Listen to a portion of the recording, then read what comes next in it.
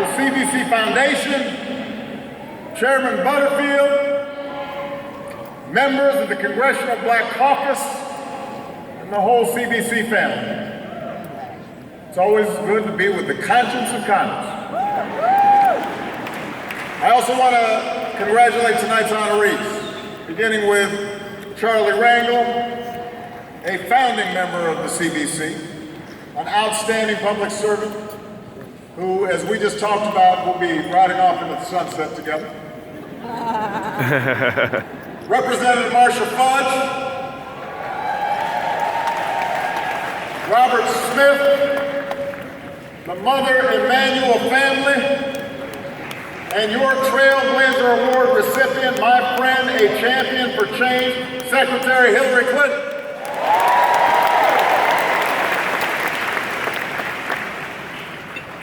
There's an extra spring in my step tonight. All right.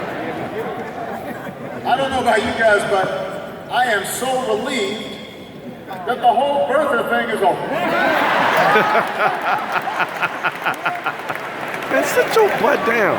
I mean, ISIL, North Korea, poverty, climate change, none of those things weighed on my mind like the validity of my birth certificate. And to think that with just 124 days to go, under the wire, we got that resolved. That's a boost for me in the home stretch. In other breaking news, the world is round, not flat.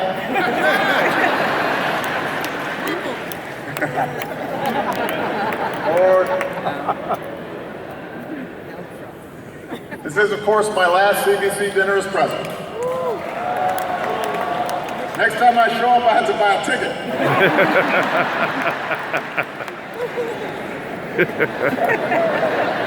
I love it when he does that. I love him. I love when he does it. Don't get me wrong, though, we've still got so much work to do. And we are sprinting all the way through the tape. But the days are winding down. I've noticed that whenever Michelle or I travel around the country, folks come up and they say, oh, we're so sad to see you go. And I really appreciate that. And Michelle says, that's right. She gave a speech yesterday, a bunch of young people were chanting 4 more years, and she said, nope. No. Not gonna be able to do it. She's ready. But we do want to take this opportunity just to say thank you.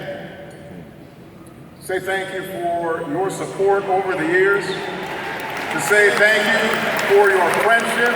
To say thank you for your prayers. As I just look across this auditorium, there's so many people here who lifted us up, who steadied us when things got tough. When we began this journey, coming on 10 years now, we said this was not about us. It wasn't about me, it wasn't about Michelle.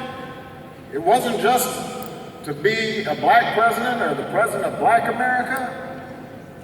We understood the power of the symbol. We know what it means for a generation of children of all races to see folks like us in the White House. And as Michelle says, we've tried to be role models, not just for our own girls, but for all children. Because we know they watch everything we do as adults. They look to us as an example. So we've taken that responsibility seriously. And I've been so blessed to have a wife and a partner on this journey who makes it look so easy. Yeah. And so strong, and so honest, and so beautiful, and so smart. But we're just thankful because you guys have lifted us up every step of the way. Now we know, however, that what matters most for our community is not just the symbol, not just having an African American president.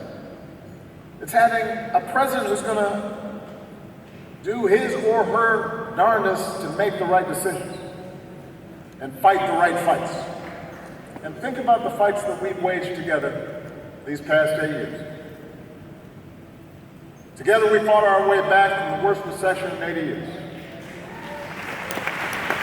Turned an economy that was in free fall, helped our businesses create more than 15 million new jobs. We declared that health care is not a privilege for a few, but a right for everybody.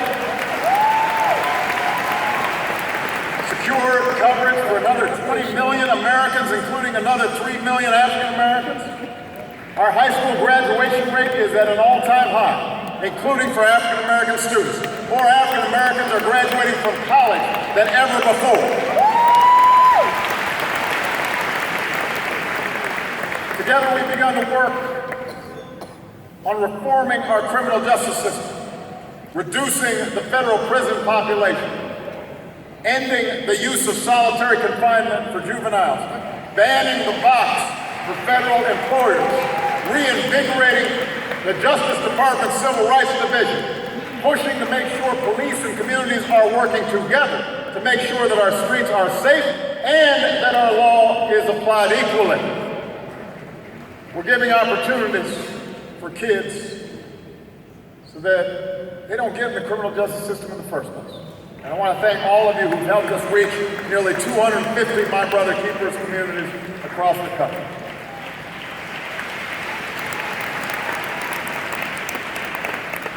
And just this week we learned that last year, across every race and age group in America, incomes rose and poverty fell. Folks' typical household income rose by about $2,800, which is the fastest growth rate on record.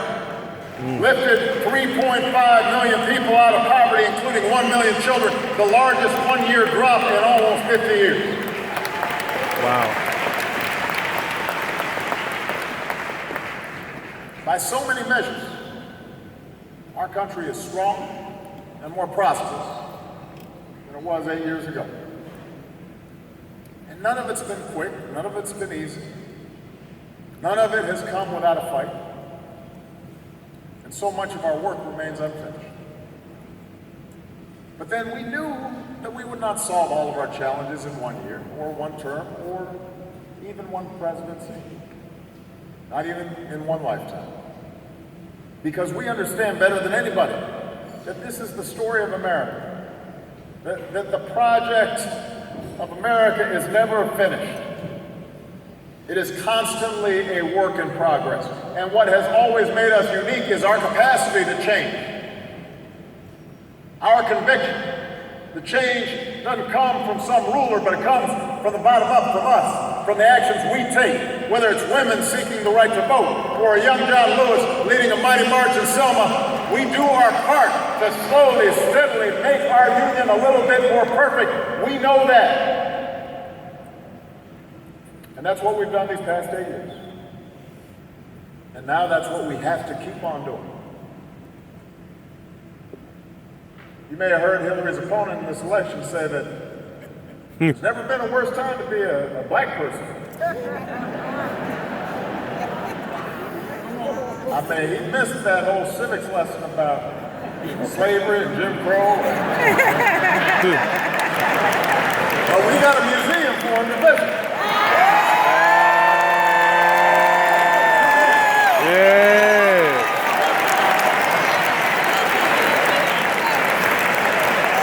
Indie face.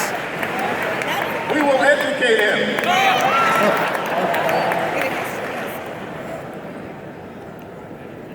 He says we got nothing left to lose. So we might as well support somebody who has fought against civil rights and fought against equality and who has shown no regard for working people for most of his life. Because he never was one. Well, we do have challenges. But we're not stupid.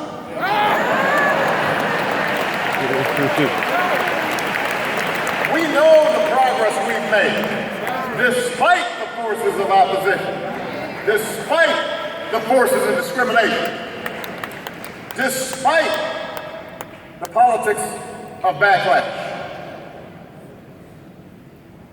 And we intend to keep fighting against those forces. Notice how bright it got in here. When governors refuse to expand Medicaid that hits the folks most in need, we'll fight. When folks block an increase to the minimum wage or refuse to expand paid family leave or won't guarantee equal pay for equal work that hurts the pocketbooks of every family and African American families, we will fight. When we're not investing in the schools that our kids deserve, when one group of Americans is treated differently under the law,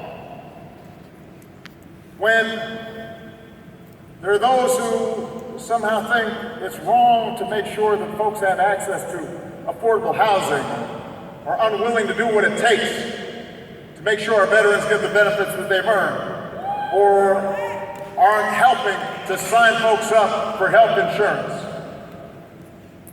We will not stop our march for justice. We will not stop pushing for the security and prosperity of all people. That doesn't stop with my presidency. We're just getting started. Hey!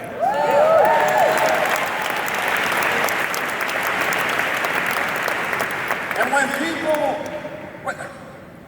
when across this country in 2016, there are those who are still trying to deny people the right to vote. Unbelievable. We've got to push back twice as hard. Right now, in multiple states, Republicans are actively and openly trying to prevent people from voting, adding new barriers to registration, cutting early voting, closing polling places in predominantly minority communities, refusing to send out absentee ballots, kicking people off the rolls, often incorrectly. It should be a national scandal. Mm-hmm. We were supposed to have already won that fight. We're the only advanced democracy in the world that is actively discouraging people from voting. It's a shame. Then they try to justify it by telling folks that voter fraud is rampant. Between 2000 and 2012, there were 10 cases of voter impersonation nationwide. 10. People don't get up and say, I'm going to impersonate somebody and go vote. They don't do that. Meanwhile, some of the same folks who are trying to keep you from voting turn a blind eye when hundreds of thousands of people are killed by guns. Imposing voter ID restrictions so that a gun license can get you on the ballot, but a student ID can't. Apparently more afraid of a ballot than a bullet. No, our work's not done. But if we are going to advance the cause of justice and equality and prosperity and freedom, then we also have to acknowledge that even if we eliminated every restriction on voting, we would still have one of the lowest voting rates among free peoples. That's not good. That is on us. And I am reminded of all those folks who had to count bubbles in a bar of soda, beaten, trying to register voters in Mississippi, risk everything so that they could pull that lever. So if I hear anybody saying their vote does not matter, then it doesn't matter who we elect. Read up on your history. It matters. We've got to get people to vote. In fact, if you want to give Michelle and me a good send-off, and that was a beautiful video, but don't just watch us walk off into the sunset now. Get people registered to vote. If you care about our legacy, realize everything we stand for is at stake. All the progress we've made is at stake in this election. My name may not be on the ballot, but our progress is on the ballot. Tolerance is on the ballot. Democracy is on the ballot. Justice is on the ballot. Good schools are on the ballot. Preach to him. Preach to him. Preach. Ending mass incarceration, that's on the ballot right now. And there is one candidate who will advance those things. And there is another candidate whose defining principle, the central theme of his candidacy, is opposition to all that we've done. There's no such thing as a vote that doesn't matter. It all matters. And after we have achieved historic turnout in 2008 and 2012, especially in the African American community, I will consider it a personal insult, an insult to my legacy, if this community lets down its guard and fails to activate itself in this election. You want to give me a good signal? Go vote! You better vote. And I'm going to be working as hard as I can these next 7 weeks to make sure folks do.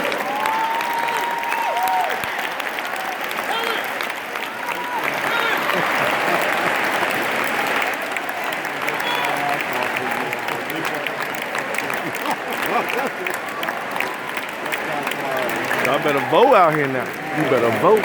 Hope is on the ballot. And fear is on the ballot too.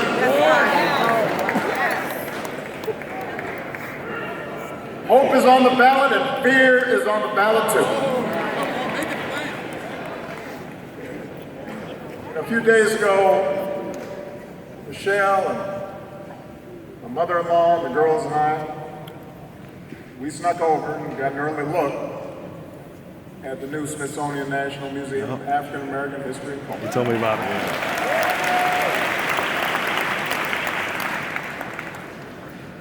Looked at the shackles.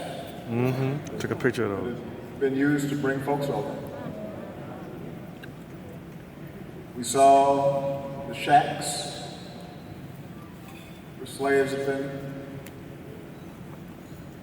trying to make a way out of nowhere. And then, with each successive level, we saw the unimaginable courage and the struggles and the sacrifices and the humor and the innovation and the hope that led to such extraordinary progress even in our own lifetimes.